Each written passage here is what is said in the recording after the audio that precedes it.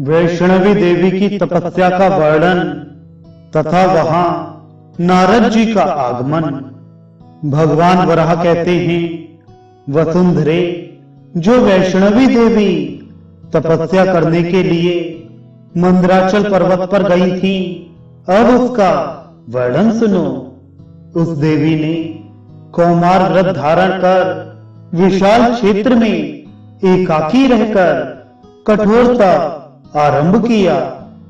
बहुत दिनों तक तपस्या करने के पश्चात उस देवी के मन में विक्षोभ उत्पन्न हुआ, जिससे अन्य बहुत सी कुमारियां उत्पन्न हो गईं। उनके नेत्र बड़े सुंदर एवं बाल काले और घुंघराले थे।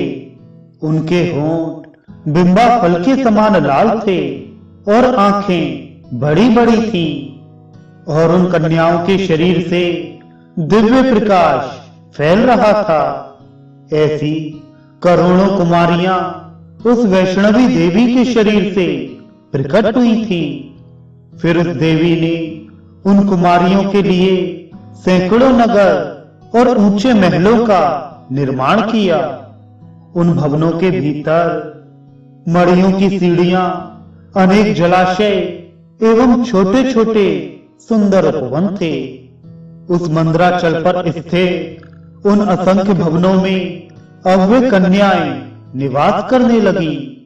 शोभनी, उनमें से प्रधान प्रधान कुछ कन्याओं के नाम इस प्रकार हैं: विद्युत प्रभा, चंद्रकांति, सूर्यकांति, गंभीरा, चारुकेशी, सुजाता, मुंजकेशिनी, उर्वशी, शशनी, शीलमंडिता, चारुकन्या, विशालाक्षी, धन्या, चंद्रप्रभा, स्वयं प्रभा, चारुमुखी, शिवदूती, विभावरी, जया, विजया, जयंती और अपराजिता। इन देवियों ने भगवती वैष्णवी के अनुचारियों का स्थान ग्रहण कर लिया। इतने में ब्रह्मा के पुत्र तपोधन नारद जी एक दिन वहां अचानक आ गए। उन्हें देखकर वैष्णवी देवी ने विद्युत प्रभा से कहा, तुम इन्हें यह आसन दो तथा पैर धोने और आचमन करने के लिए जल भी बहुत शीघ्र इनके पास उपस्थित कर दो। इस प्रकार वैष्णवी देवी के कहने पर विद्युत प्रभा ने मुनिवर नारद को आसन, पाद्य और अर्घ्य निवेदन किया, और वे भी देवी को नमस्कार कर आसन पर बैठ गए। अब वैष्णवी ने उनसे कहा, मुनिवर, इस समय आप किस लोक से यहाँ पधारे हैं और आपका क्या कार्य है? नारद मुनि ने कहा, कल्याणी, मैं पहले ब्रह्मलोक में गया था, फिर वहां से इंद्रलोक में और फिर कैलाश पर्वत पर पहुंचा। देवेश्वरी, पुनः मेरे मन में आपके दर्शन की इच्छा हुई, अतः यहाँ आ गया।